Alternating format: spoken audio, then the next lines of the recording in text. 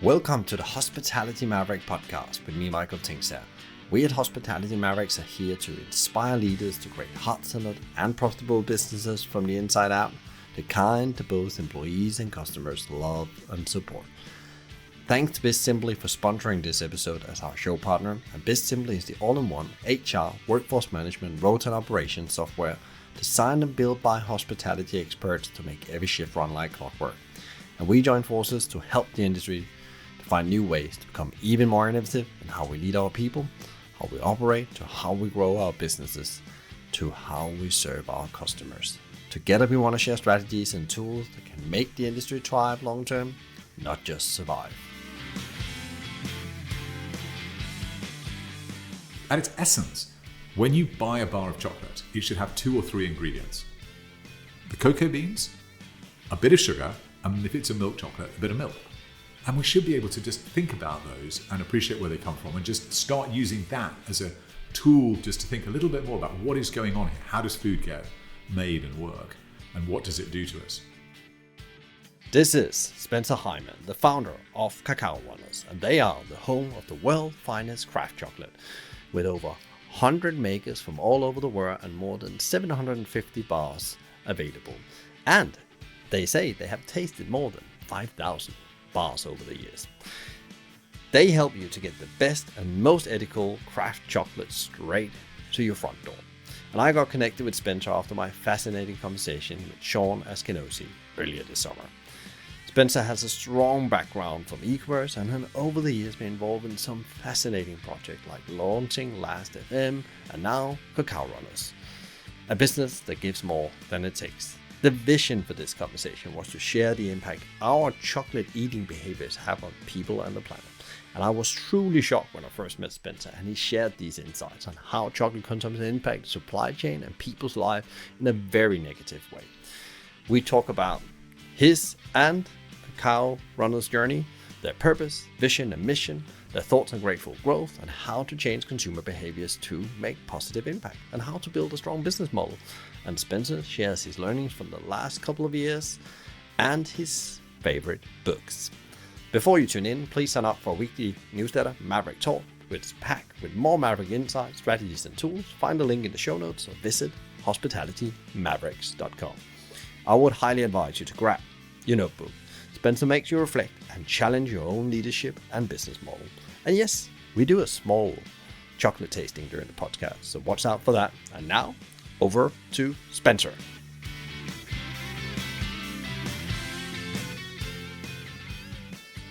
Today's conversation is, we're probably going to be talking about hospitality because what they do at their core, what I would say was hospitality, because I actually been so lucky to be on one of their chocolate tastings. And actually Spencer, as the guest today, which I'm visiting here in Farringdon, has actually, listened in to one of the conversations, and that was why he reached out to me, and we got connected with Sean Askinosi, who is also into chocolate and changing the world through chocolate. So that's what we're going to be talking about today. And as I was talking with Spencer, and we talked a lot of things, just like not chocolate, but also how we change the world through business. And one of the things we're going to dive into, which I think is very interesting for the audience out there, which was a bit of an eye-opener for me, is like actually the impact chocolate have on the food system, also about on the system of humanity and how we treat people. So we're going to come back to that. But with that said, welcome to the show, Spencer. Thank you. I'm a huge fan and I love listening to it. So it's a great honor to be here. Yeah, and I've really been looking forward to today because I know that, you have some insights that people that's interested in to make the world a better place through business actually might be able to transfer some of that, even though they're not in chocolate. So I think we should start a bit of that so people get an understanding about your story, because you have not always been in chocolate. So what's your background and how do you actually end up to want to change the world through business and chocolate? Yeah, well, thank you. So as you can probably tell from my accent, I'm British, born and bred here. I went to university here, and then I started my career as a management consultant, but pretty rapidly actually did something a little bit different, which is that I used to make Cabbage Patch dolls in Thailand, which was definitely eye-opening, very tough. but a great introduction to Asia. And I then ended up in Japan making video games before I came back to the UK. And through that experience of toys and video games and everything, I actually got hired by Amazon to launch their software, their video games, their electronics, their toy stores here and in the UK, also in France and in Germany, and helped a bit in Japan too. And after that, I sort of actually moved much more into doing lots of different startups, some of which worked very successfully, like Last.fm, and LinkedIn, and then a number of other which didn't work quite so well before I sort of stumbled across this amazing product, which is chocolate.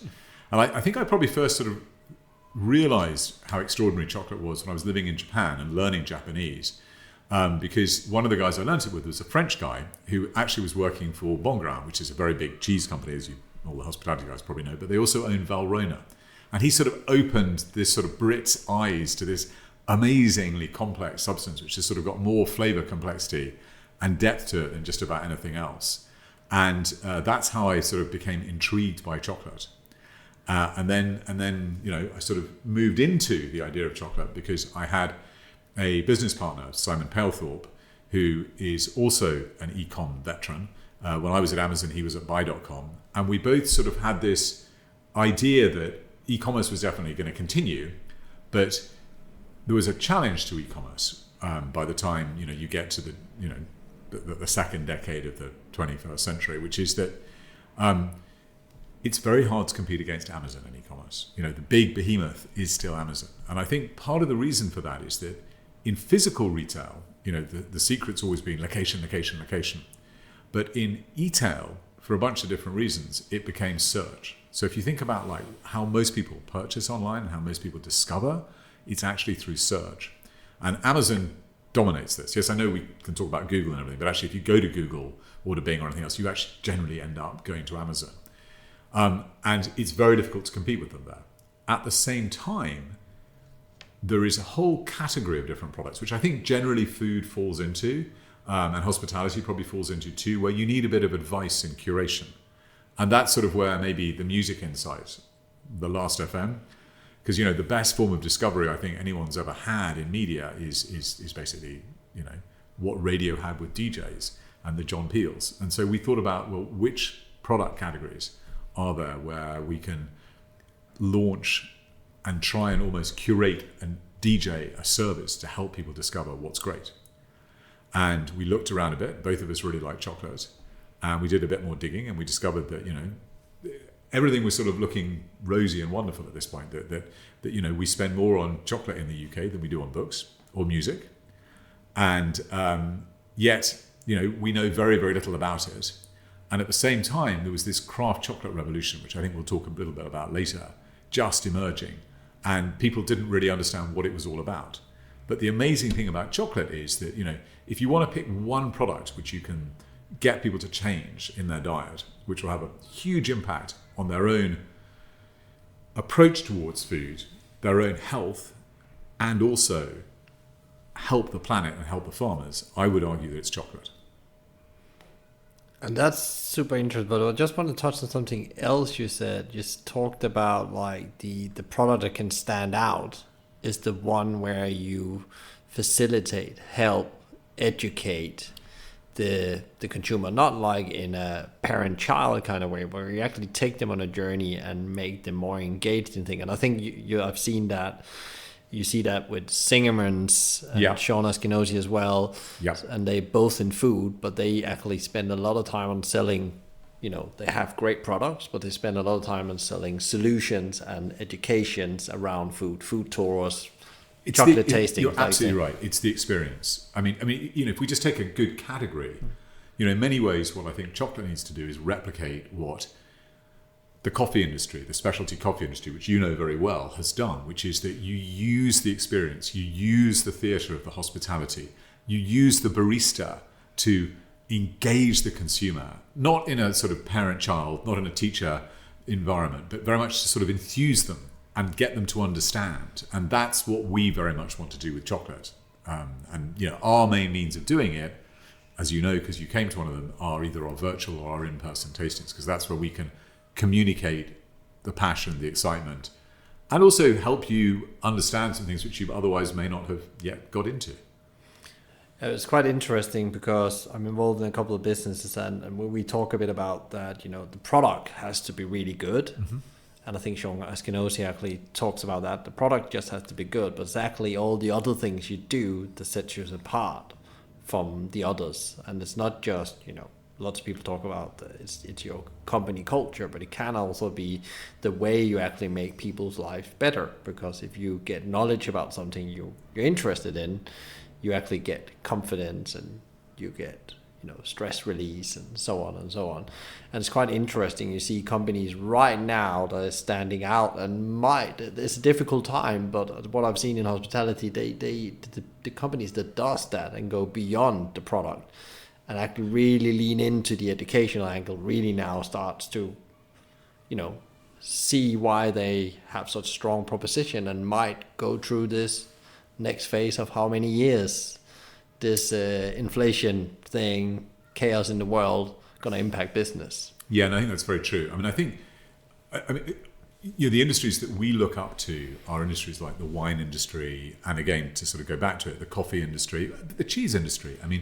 Look at what Neal's Yard, someone like Bronwyn does. This, if you go to Neal's Yard, you come out not just with a fantastic cheese, because they guarantee the quality of all their cheeses, and Bronwyn's a brilliant buyer, but also they will have taught you a little bit about what you didn't know about what sort of cheeses you like, and a little bit about why it tastes the way it is, why the flavor gives it that way. And I think it's, we bandy around storytelling, we bandy around words like, thought leadership, but actually that's really what it's all about. It's really all about figuring out how to communicate what makes it different and what makes it important.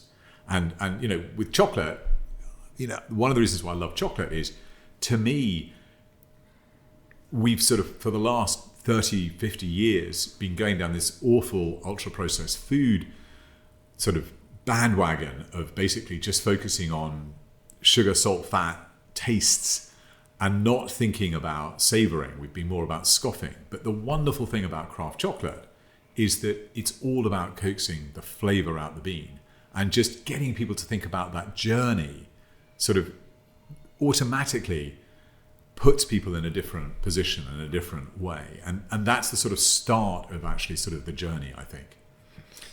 You mentioned before, when I took you a bit back to talk about the product, you also said, chocolate can have quite a huge impact on, not just your own experience, but also on the environment, the planet, humanity. Can you dive into that? Because that's really what I think is really interesting. Was for me okay, wow, in the food chain, chocolate is actually very important. It's hugely important. So to put it in context, again, back to the basic numbers, we spend £5 billion a year in the UK on chocolate. That's a lot more than we spend on books or music. Having said that, we don't think very much about it. We don't even realise that it's a fruit. And if you think about actually how much water, for example, is required to make a bar of chocolate, it's about 1.5 to 2,000 litres of water. That is a lot of water. That's basically enough baths to keep anybody going for at least a couple of months. Yeah. It's a huge amount. It puts almost any other fruit or vegetable in the shade. And in fact, if you look at the sort of, one of the fascinating things about chocolate is that in terms of its environmental impact, it can either be one of the worst or one of the best products that you can have. And the reason for this is that a lot, in fact, the majority of chocolate is grown in such a way that it involves massive deforestation.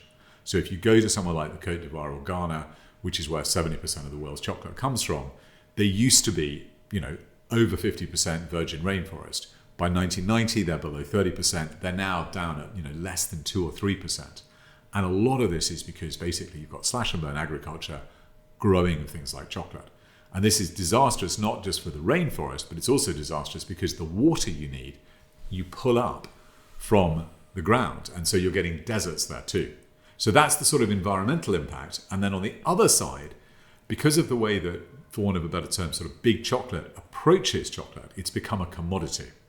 And the way that the chocolate industry is organized, and this is a gross simplification, but again, if you take that 70% of the world's chocolates coming from these countries in Africa, you've got 5 million plus farmers, but you've got less than a dozen companies who are purchasing almost all that chocolate, almost all that cacao. And so you've sort of got this monopsony. So that even though demand for chocolate is going up, because you can always get more supply, the price has actually been going down. And in practical terms, this means that the average cocoa farmer, if they're male, is getting paid less than 80 cents a day, and if they're female, it's less than 25 cents a day. To put that in context, they need at least $2.50 to $3 a day to live on. And that's the reason why you have all these issues around children, working in a lot of the cocoa farms. Yes, sometimes the parents want them to be there too, and it's a very complicated issue. But fundamentally, the problem is that farmers do not get paid enough to live on, and so there's no way they can afford the education for their children. So it's a sort of, and yet on the other hand, if you purchase craft chocolate, which isn't that much more expensive, our bars start at £3 or £4, and even, some of our most wonderful bars, they're not going to be very much more than £10, and most of them are, £4, £5, £6 or £7. So not that much more, and they're going to last a lot longer. But in all cases, we basically pay a premium to the farmers, which is anywhere between 3 times the commodity rate to up to 15 times. And sort of we know literally every one of our bars, over 1,500 bars, we know not just where they're all made, but we know where the beans are being grown, and we know how the farmers and the co-ops are being properly and sustainably over the long term given proper contracts to work with. Yeah, that's interesting you're saying that, but I wanted to come back to, because I'm just going to come back to that again, because you are having quite a range of brands, so there's lots to manage there, but you also, you created a name that's called Cacao Runners, and why that name, and how is that connected to both your, you had some commercial insights to start this business, but also as I just hear, you had like a deep purpose of you want to change something in the world that's like feels like can be changed very easily if we shift the dial on who is paid what. Yes, I think that's right. I think we still believe after almost 10 years of doing it that it should be possible to sort of change the world if we can just get people to think a little bit more about the chocolate they're eating, why they're eating it, and how it relates to everything else. And the essential point is that chocolate is extraordinary. We source chocolate from Saigon to San Francisco, Brooklyn to Budapest, Copenhagen to Cleethorpes, and we have beans from all different parts of the world. Lots of places which people don't immediately assume are actually cocoa growing regions, like for example Australia or like Taiwan and India too. But basically it's all about running around the world in search of the world's best chocolates, and that's what we want to try and do and help people find them. So we probably taste any year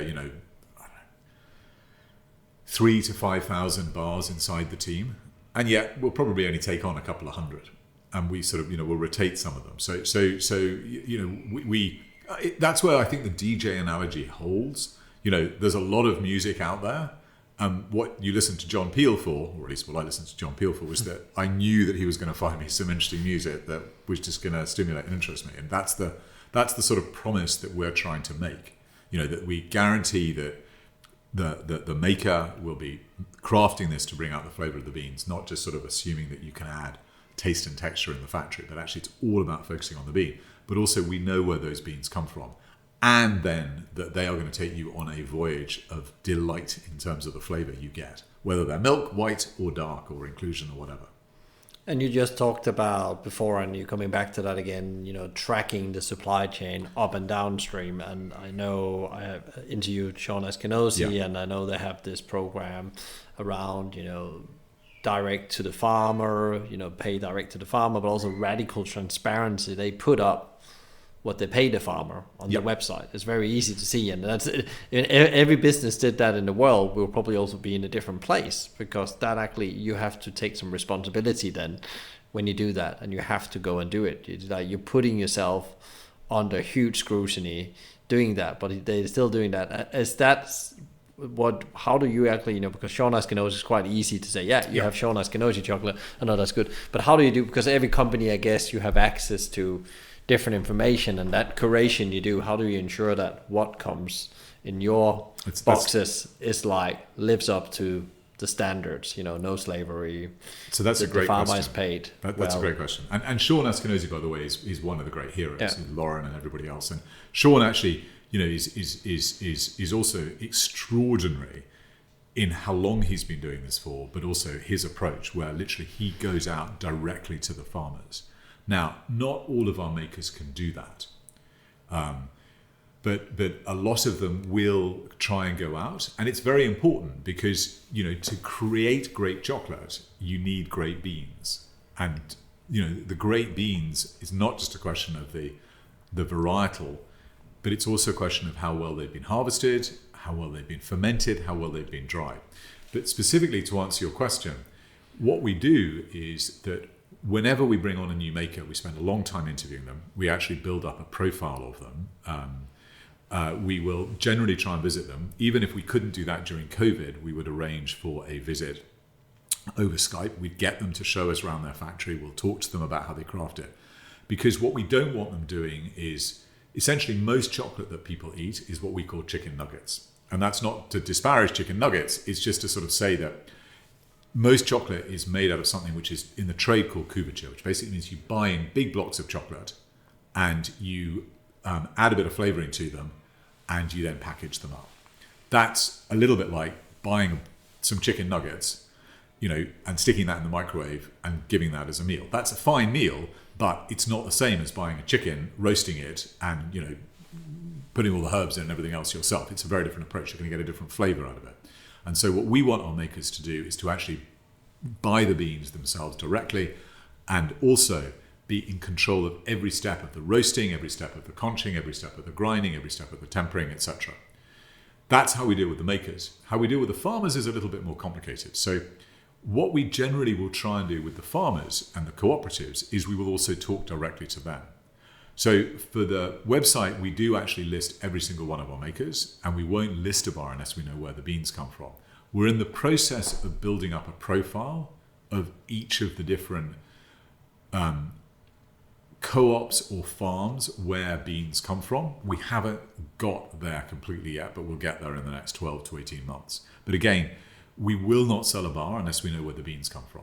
And one of the strange things about chocolate, where it's a little bit like coffee, but it's not really like wine in this, is that you can basically get different makers using the same beans from the same harvest from the same farm. So it's actually sort of quite interesting to see the different interpretation of something like Bertil Akeson's Madagascar Samburano beans, which will be very different if someone like Chris Brennan gets hold of them from Pump Street to, say, for example, Brian Graham of Fruition gets hold of them. And similarly, Coca Camile from Tanzania is another great example. Lots of different makers using those beans, or Latitudes from Uganda, again, the same situation. We touched a bit on the model that makes you unique, your business model. We talked a bit about this in education, but just to give an overview, so how do you actually, how do you have both the e-commerce side, which is your experience, you have the hospitality angle, and you have some education. Can you talk a bit about that model and how it works from a customer point of view, and how you actually make the business work? Yeah, so that's a great question again, and it's evolved. So initially, Simon and my belief was that we'd actually set up a subscription business. And part of the reason for this is that chocolate's quite cyclical. So a lot of the sales are, as you'd expect them to be, in Q4 and around sort of other holidays. But what we thought would be interesting is taking a leaf out of, again, the wine industry, where you have things like, the wine clubs, where we would basically be able to find customers, because we can't find customers through relying on internet search. We actually have to find other ways to get out there, which is where the education bit comes in. But the backbone to Cocoa Runners has always been the idea that you will get 4 different bars of chocolate every month. And you can choose whether you want them to be dark only, whether you want them to be dark and milk, etc. But the essential promise is the John Peel, the playlist of different chocolates. And it's cheaper to buy them that way. You'll get the stories behind the beans and everything. And then, as you quite rightly pointed out, is then how do we persuade people? And that's where we've been evolving the business a bit more. So, one of the sort of interesting things about COVID and lockdown was that we were able to move our in-person tastings to being virtual and on Zoom. And even though we're no longer in lockdown, we actually have continued those, and we do those every week. And we've tried to make them interactive. You do get to taste the chocolate, and in some ways they're actually better, because the great thing about the internet is it can be quite anonymous, and so we will actually get you to tell us what you're tasting, what you're enjoying, your answers to the quiz questions. But it's all anonymous, so you don't have to get embarrassed. So it's not like, when you at a wine tasting and you're put on the spot and you've got to suddenly sort of, how do I describe it? You don't have to. It's much more relaxed than that. But I think that education bit is one of the challenges for craft chocolate. It's very difficult for us to actually explain what makes craft chocolate different and how customers can identify this. We don't have the advantage of, say, Neal's Yard with its amazing sort of retail experience. We don't have the advantage of wine bars. We don't have the advantage of even the baristas in specialty coffee. And it's very interesting because I see similarities with the food we buy in supermarkets. And you talked about hyper-processed food. This is one of my missions. We're united at the hip on that one. It's difficult to say. I understand that we need, actually, every human has a right to real natural food. And it shouldn't be expensive. It should be a right, so you can actually eat proper food, so you don't have to subsidize it to a very high sugar, fat kind of meal, because that's cheaper than doing real food. So I think that's what's really interesting with chocolate as well. And then I think that's really interesting when you see people's buying behaviors in the supermarket, as you're observing that. And it's not because there's nothing wrong, but that's because it's just how it is. That's the food system has educated in, that's the way you should do it. The convenience bit of it as well. So I think we will look back on this era and be very, very skeptical as to how we allowed ultra-processed food to do what it's doing, not just to the environment, but to our health. I mean, as we discussed this before, I mean, food is medicine. Yeah. If you want to be healthy, you have to not just exercise, but you have to have a good diet. Yeah. Ultra-processed food, in the name of making the big food companies more money because it's commoditized and it's much cheaper and it's much easier and you scoff it, is extremely, it's not a good solution for the environment. It's not a good solution for your health. It's not a good solution for your weight. And it's all around impulse buying. It's getting you to buy without thinking. And actually, you don't really want to do that. You want to think a bit. You want to give thanks a bit. Because you'll get more pleasure in that, and without wishing to sort of sound so new agey or anything like that, it is worth being mindful about what you eat. You're mindful about the exercise you take, so why not be mindful, about other stuff? How do you bring that very powerful purpose you have as a business?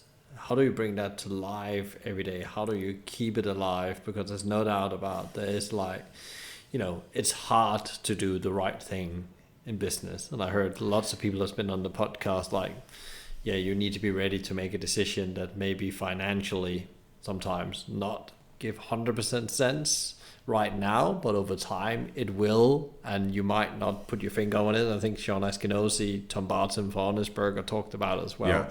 He talked about regenerative farming. When I started suggesting that, he said everybody thought I was gone nuts because that's going to cost $1 billion, but it's about how do you actually then make sure it becomes a viable thing.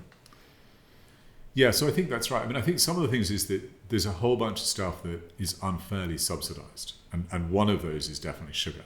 I mean, I think that sugar is now becoming the sort of the new great demon, but sugar definitely is really problematic in. The human body is not designed to consume the amount of sugar that we're throwing at it at the moment. And we use sugar, by the way, not just as a sweetener, but we use it as a preservative, as a stabilizer, etc. And it's incredibly cheap. I mean, the reason why over 50% of most supermarket chocolate, whether they be Tony's or Dairy Milk or anything else, is sugar, is because it's incredibly cheap. Literally, it's going to be less than a penny the amount of sugar in it, and the chocolate isn't going to be that much more either, but it'll be a bit more. And I think that we have to get people to do a little bit more thinking about how and what they're doing. And I think it comes from moving from savoring, not scoffing, but it's also just changing people just to think a little bit more about how you should buy. And what you should be buying, and you do have to take a long-term approach to this. So I think that, I'm hugely in favour of the idea of not allowing, buy one get one frees on confectionery and other products which are very high in fats and sugars and salts and everything else like that. But I worry that we're almost sort of like playing into the hands of people who don't want the customer to think. I mean, we should be able to turn over, any product that we buy and look at the ingredients. We should automatically be thinking about, where do those beans come from? Where is it made? In the case of 99% of chocolate bars sold in the UK, you will not be able to find out where the beans come from or where the chocolate's made. And that's probably a good reason for that. They don't know. They don't want you to know. I mean, literally, it's an amalgamation because it's been all commoditized.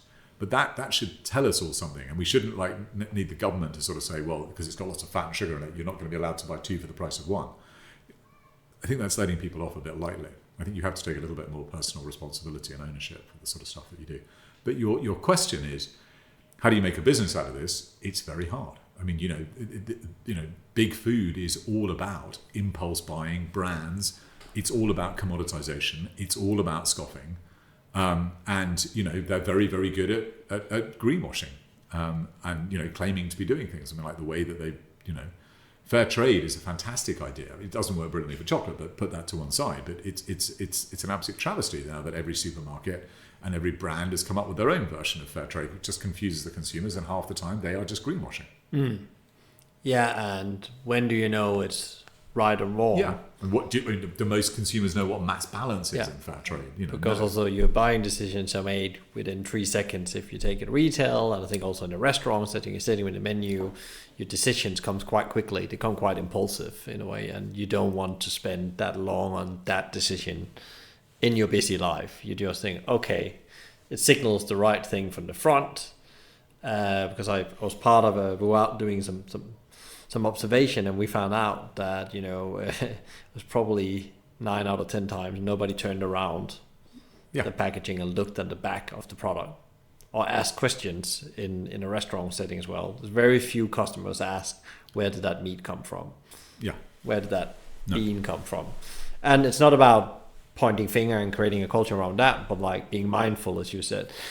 How did you then, as you scaled the business, how do you then been able to build that community around it? Because I guess what I get a feel from and what I've observed on the website, and when I've been talking to you, you have like quite a loyal following, and there's people that supports this journey, and maybe also people that have been totally converted from. So we're lucky that we have a lot of support from the makers and the growers and some of the distributors. But I think one of the things that chocolate's amazing at is that it's an amazing sort of lens to look at anything you want. So you can look at how theobromine and caffeine work on the nervous system because they're both in chocolate, and you can look at the way that one of the best known adverts for chocolate involved a gorilla drumming.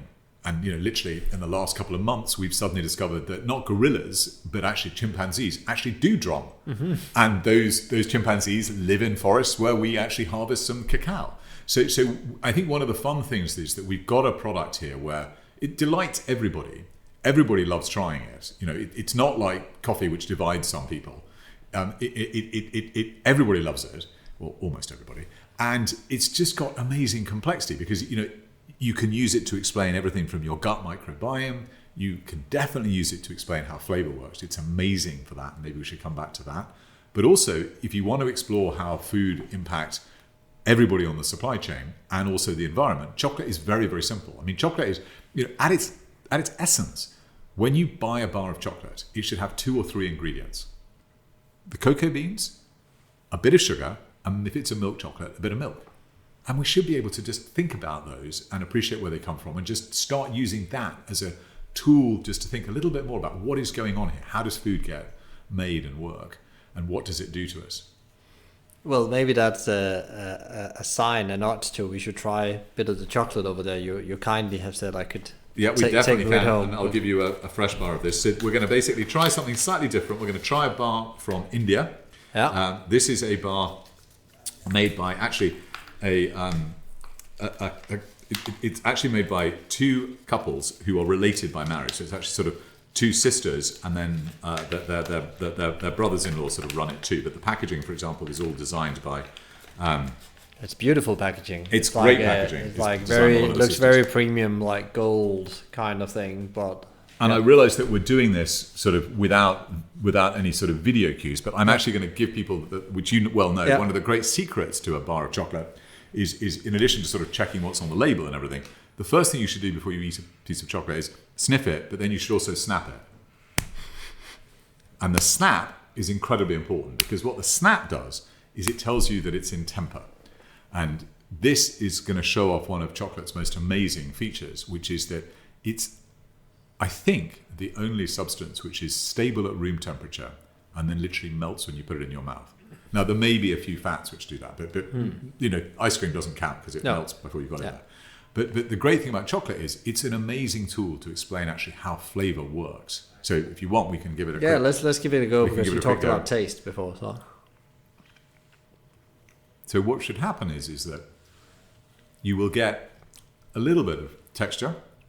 And so you want to start thinking about, is it smooth? Is it grainy? Is it silky? Is it velvety? As you're thinking about that, after about 5-10 seconds, you will then start to get some tastes. So a little bit of sweetness maybe a little bit of bitterness, but then also some flavors will come through. So maybe some smokiness, maybe some caramel, and more of the texture will come through. And what's happening is the chocolate has within it things like tannins and some sugars, etc.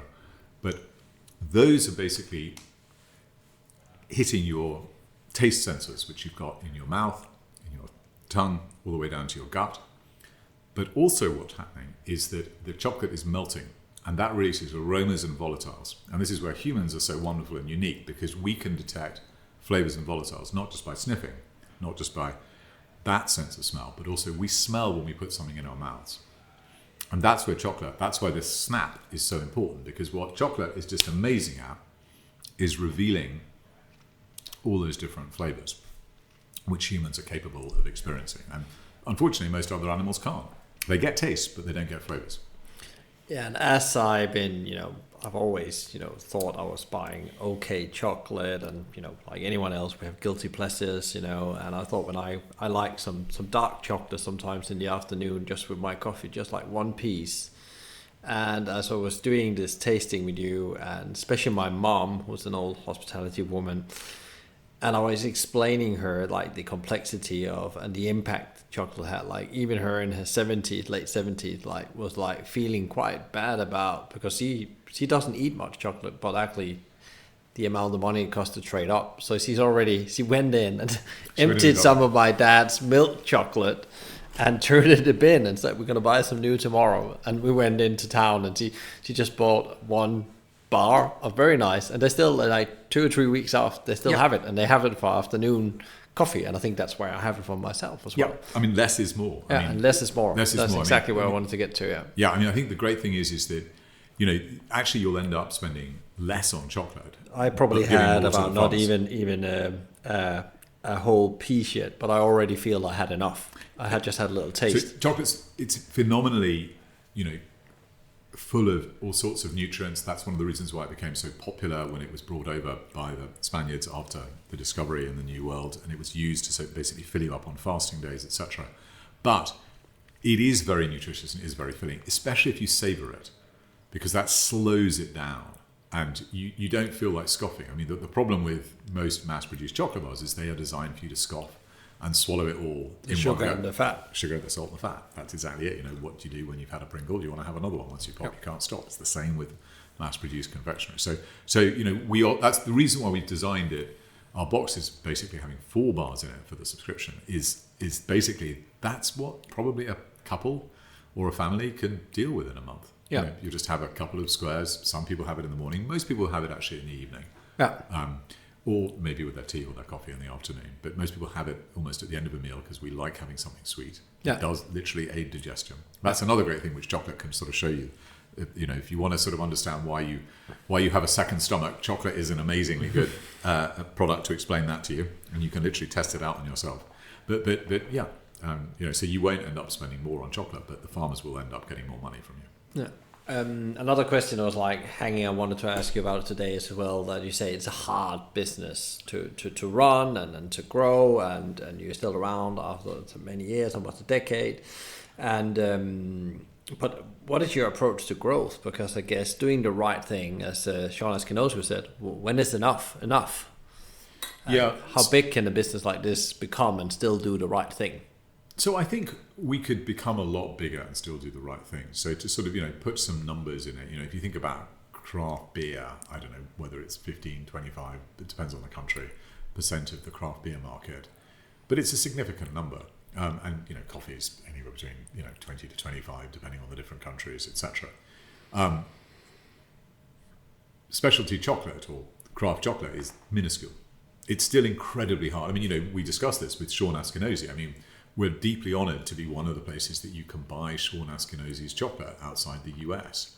And with his permission, we also put it into a few coffee stores here and there throughout the UK. But it is very, very hard. I mean, it is extremely hard to get craft chocolate in retail, physical retail. It's almost always an online experience for most people. There are a few coffee stores selling it. Whole Foods to have a good line, which we work with them on. But the supermarkets at best will have Willys, and that's it. And this is, a tragedy and a travesty, which we have to figure out a way to fix. So I think there is a lot of room for more craft chocolate. But I think, we talked about this as well a little bit before. I mean, I think, where do you have impact? I mean, I passionately believe that chocolate, if you can get people to change one product and get them to eat healthier, get them to eat so that it's going to save the planet, get them to eat so that it's going to basically help the farmers a bit more. Chocolate is very difficult to beat. And it also teaches you about flavour and a different way of thinking about food. So if we can just get that thinking a little bit more prevalent, then that's as important as Cocoa Runners having hundreds of thousands of subscribers. If we can just get that thought process, which is what people like Maxwell in coffee have done, what people like James Hoffman have done as well in coffee. They've got you to think about this as being more than just a way to get your caffeine fix. It's just quite interesting talking about growth, but also come over to that. What role do you think that food and drinks businesses play in making the world a better place? Because I try to find them here on the show, the businesses that is a force for good, and they're involved in food, and sometimes they are very hospitality centric, but also sometimes they do different things like you talk about. What is the role of food in changing that? I think that's a fantastic question, and that's one of the reasons why I love what you're doing and how you're doing it, because actually, we've got lots of people who are phenomenally fixated on saving the planet, but actually, we're going to save the planet through food. I mean, if you look at the stuff that's really damaging the environment, a lot of that is to do with food. Not just the food itself. It's not just the destruction of the rainforest for more cattle. It's not just that. It's also the fact that a lot of oil and gas and energy is wasted transferring food needlessly around lots of different parts of the world. So I think food is hugely important in this and very, very underrepresented. And it's also incredibly important because, if you want people to be healthy, you've got to put the right food into people. Eating bad food is bad for you. It's obvious. And it may be, easy to get people to sort of, have more sugary drinks, to have more, snacks which are full of heaven knows what, but that's not a good thing. Yeah, and I guess that if you are a business leader, or you're in food, you can really leave a legacy by making the right choices within your company, and then try to inspire people to understand why you made those choices, and then we start making it more normal to do that. Because I guess that the problem is that we are talking about in food and business kind of thing, the percentage is not high of these companies because it's sometimes difficult to find them. It's very difficult to find them, and it's because we've changed in the way that we think about food. And the UK is, sadly, sort of, probably on the wrong side of this this trend line at the moment, which is that, you know, the secret of ultra processed food is that they believe that you can create taste and texture in the factory and commodify all the ingredients. The wonderful thing about great food is that it's full of flavor, and they're very different. You know, taste and texture we've understood for a long time. You know, taste we know how to engineer. Very, very good food scientists about it. Flavor is completely different. You know, the lady who worked out how the olfactory system worked, Linda Buck, got the Nobel Prize for this in 2004. That's very recent. We still don't understand huge aspects of it. But what we do know is that it's a unique human attribute, and that nature is phenomenally good at having stuff full of flavor. And if you want to eat stuff that's healthy, if you focus on stuff that's full of flavor, as opposed to sugar, salt, and fat, which are all tastes, you are in a good place. If you could like choose, you know, one thing you would like to see changed in, probably in the chocolate industry in this incident, what is it that you would like to see changed? So I would like somebody to figure out what I sort of call the salted caramel trick. Mm-hmm. And we haven't done this in craft chocolate. So I want this solution. And what I mean by the salted caramel trick is this. If you go back to well, you and I were growing up, the 1970s, 1980s, 1990s, whatever, you had to be deeply ironic to take, instead of a bottle of wine or some flowers to a dinner party, a box of chocolates, because basically you were going to be taking, you know, sort of Celebrations or Quality Street or After Eights or something, which doesn't matter with any of those, but it's not quite the same as taking a nice bottle of wine. But during the 2000s, we suddenly discovered these salted caramels. And those are definitely acceptable at dinner parties. And I think that sort of helped put at least one side of the chocolate world, you know, the what I sort of call the bonbon side, which we don't really deal with very much, although we may start dealing with it a bit more, on the map. And the issue for craft chocolate, I think in part, is that we don't know how to get our salted caramel moment. You know, when you think about a craft beer and you go into a pub, it's actually pretty easy to show how cool you are by ordering some sort of weird IPA or something. I'm not very good on beer, so forgive me on this. But similarly, you know, if you and I were going to meet in a coffee shop, we probably would try and pick a specialty coffee store because it's cooler. Chocolate, craft chocolate, you know, as you were sort of saying, you have it in a different way. It's not a simple upgrade. We aren't a, you know, impulse buy where you're going to get your sugar fix. We're deliberately not that. You know, we don't sell bars where the first ingredient is sugar. And so we have to figure out like how to get people to have a different habit and a different approach.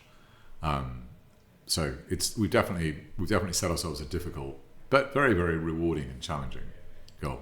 Well, I guess you're also thrown out there with any suggestions they should reach out to you on how you crack that, because I can see that shifting. Yeah, come to behavior. Anyone. We'd love to have anybody come to a virtual tasting. You know, we do them every week. You can get them at cocorunners.com. And anybody who's got any suggestions, just stay on at the end of it or just write to me directly, and we'd love those suggestions. What about you? You are a human being, you're a business leader. We are going through, I wouldn't even say the last couple of years, it feels like we're going through this period of time in business and life where there's a lot of change. There's like been any significant learnings, because really interesting through the podcast I meet a lot of people through my network, and when you sit down and talk with them, not in an interview, there's like been these moments of reflection, of changing something. How it's been for you? So I think you sort of hinted at it earlier on. For me, this journey now is a really long journey. So, you know, when I was sort of doing Last FM, which was the precursor to Spotify, you know, that was a clear, you know, great startup. It was the sort of, you know, established, very tough times, did very well, very nice exit. Similarly, I've been involved in, you know, lots of other great startups, you know, lots of, and watch those, but they have a sort of relatively simple life cycle. Simple, not meant to be in any way pejorative. This is really a long-term activity. I mean, this is never going to be finished. Getting people to eat properly, think properly about farmers, think properly about the planet. You know, chocolate is just one of the aspects of getting people to do that. So I think that's one of the things which this has taught me, is that this is a really long road to hoe, but it's a great road to hoe. And it almost feel like your personal purpose that can be reactivated again and again on different levels as you follow that journey. Yeah, I think that's right. There's always new challenges. There's always new stuff to learn about. You know, the lovely thing about the weekly email is I can always find something interesting and new just to dive into using chocolate as the lens. But yeah, no, I think that for me, this is very much a sort of, if we can get people, more and more people to upgrade to craft chocolate, then that's good for everybody. Good for them, good for the farmers, good for the planet, good for thinking about food in general. Really interesting, gone from, that you found that, you know, some people call it a calling almost, and you saw when you talk with Sean Eskenazi, Weinsweig, Dave Lockwood from Neil's House Dairy, Monica Linton, they all on that journey within their different areas of finding out how can we actually spread the words of this great food and what it does to you as a human being. And I think society. it's a vocation as opposed to a job. Mm. It's definitely not a vacation. It's definitely much more of a vocation. And, you know, Sean is fantastic at this, you know, because she's a, you know, lay, you know, Trappist as well, and you know, an extraordinary gentleman in lots and lots of different ways. But clearly, this is his. You know, he moved away from being a barrister or an attorney, and this is now his vocation. And that's true of a lot of people in craft chocolate.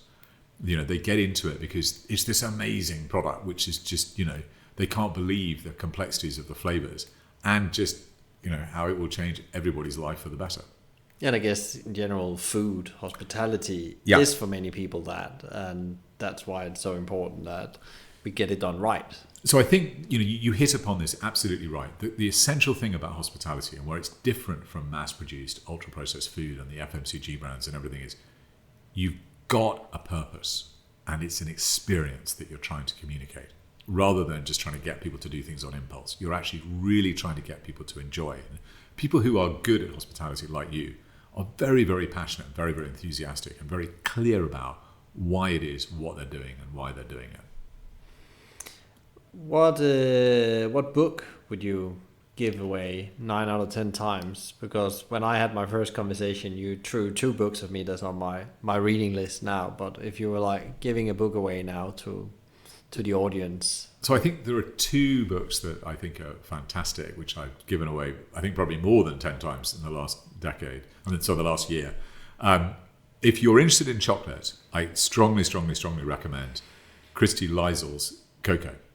She's an absolutely lovely lady, really an extraordinary lady who lived in Ghana as a white woman, gained the trust of the cocoa farmers out there, written the most brilliant book on chocolate, very, very nuanced, very, very fair to everybody.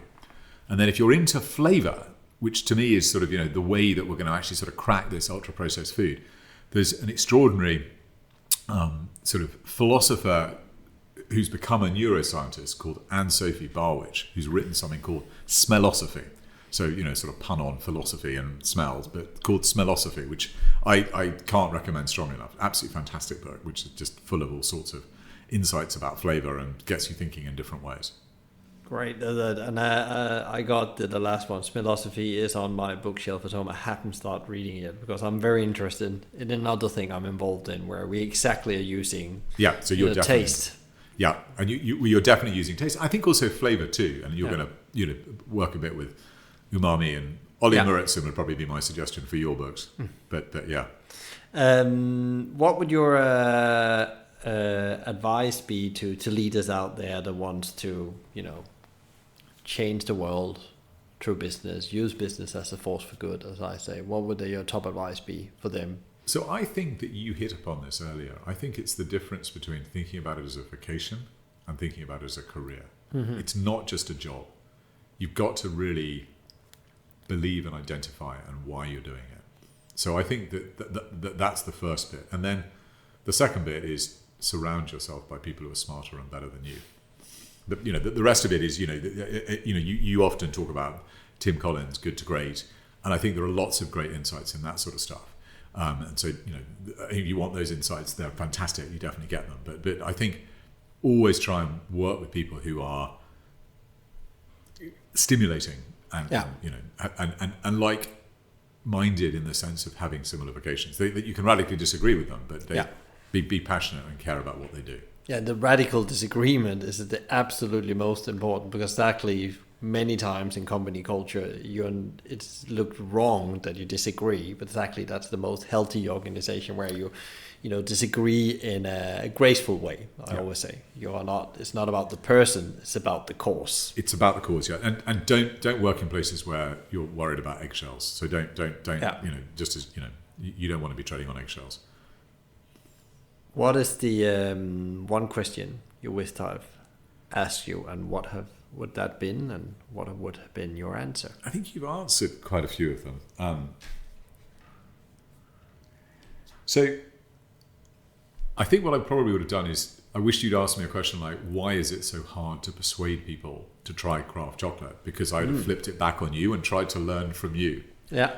But I mean, one of the reasons why I love your podcast is I often find that I'm thinking about what would my answer be to those questions. So I love the one with Sean Askinozu because, anybody can answer the questions that you asked him. He just has particularly inspiring answers to it. But I think that one of your great geniuses is that you are very, very good at asking good questions, and that helps you get to the answer. So I would love to have flipped a question back onto you. Yeah, what question would you like to flip on me? Why is it so hard to get people to eat craft chocolate, upgrade to craft chocolate? Yeah, I think if I answer that question from my own experience and what I'm working with, besides the podcast or any behavioral change you need to do, is that I think we are so impacted by a system that has built over years, the food systems, and we trust or believe still, or I think there's more skepticism that it's set up for the right reason, to feed us and not to go hungry to bed. But actually it's the opposite. It's not actually feeding enough people, and it's not actually making people healthy. So I think it's actually a trust in the system that I think that's falling apart. But I think deep down, most people still trust that system to fix things and will do the right thing. But this never been put up. And you talked about fat, sugar, and so on, how it impacts people's taste buds and so on. So I deeply believe it's more a system problem than an individual problem. But as Buckminster Fuller said, you can't change. I think it goes something I'm probably butchering it now, that you can't change the system without showing a better version. So you can't just throw a stone at something if you don't have a better solution or better option. So I think that's very important as entrepreneurs and business owners that want to do the right thing as opposed to good. We remember Buckminster Fuller's quote on, actually, you need to show a better way. There must be a better way, or making people not trying to say they are wrong, even though if you believe they are, but actually showing a better way. Yeah, I think that's right. I mean, it's like sort of dealing with climate change deniers. You can't use facts on them. Yeah. I worry, though, that we are trying to do jiu-jitsu on a basic human instinct. I mean, the reason why we like sugar, salt, and fat and umami is because that's the first product we get. It's mother's milk. Yeah. So, I mean, I think you're right, but I think, I definitely don't know the answer to that question. But it's a good question you asked there, because I think it comes back to the umami and actually how we maybe also don't have the right understanding about how we create umami in our food, and actually how easy it is to create umami when you actually know how to. Yes. And actually how when you choose better quality, less but better, that could be butter, it could be meat, it could be there's so much amount seaweed, dashi, it can be soy sauce, there's so much the miso, there's so much that can help you actually flavor your food, especially if you want to eat more plant-based food. But that's a different which we should all be doing. Yeah, we should all be doing it. But we can still eat meat, but just less but better, like the chocolate. Yeah, I like chocolate. Where can people find out more about you, the business? How do they subscribe to tastings? Where do they go? So go to cocorunners.com. Yeah. It should be readily apparent. We'll create a special coupon for everybody who comes through you too. Do sign up, not just for a tasting, which is, I mean, if you don't want to buy the chocolate, you can still dial in for a tasting for free. No problems with that, but it is much more fun if you've got the chocolate there, and it's only £20 for the tasting kit, and that gives you 10 different chocolates. And also do sign up for our weekly emails and our weekly videos, where we, basically try and give you some interesting nugget about either the history of chocolate or about, the health aspects or the environmental aspects or about gorillas or something like that, So stay in contact, and if you've got any suggestions, we do respond to them. And if you're through Farringdon, come in person and come and say hi. We do lots of in-person tastings again now. Good. Thank you so much, Spencer, for coming on the show. Really enjoyed it, and wishing you and the team all the energy and power you need to change the world through chocolate. Thank you.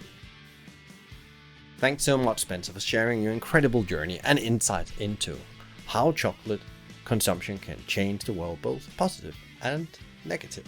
Now, you should ask yourself, are we buying responsible and ethical in our supply chain, up and downstream? And if you want to learn more about how chocolate can be part of changing the world, tune in to episode number 169 with Sean Askinosi, founder and CEO of Askinosi Chocolate, and we discuss what is enough. A big thank you to BizSimply for supporting us, bringing great insights, strategies, and tools to help leaders to become better every day. Check them out at bizsimply.com, on their social at BizSimply or BizSimplyHQ. You can also email them directly at podcast@bizsimply.com. Thank you to Fina Charlton, who is the show producer and editor from the Podcast Collective. I really appreciate that you're listening. So if you enjoyed today's conversation, please share, rate, review, or subscribe to one of our channels, which all can be done via the website hospitalitymavericks.com. If you have any ideas and feedback for the show or other thoughts, reach out to me on LinkedIn or via my email, michael@hospitalitymavericks.com. And also, please subscribe to the weekly newsletter Maverick Talk via hospitalitymavericks.com, where you will get much more insights and strategies and tools to how to build your Maverick business. I'm Michael Tingstad, and you've been listening to the Hospitality Maverick podcast show. Be Maverick.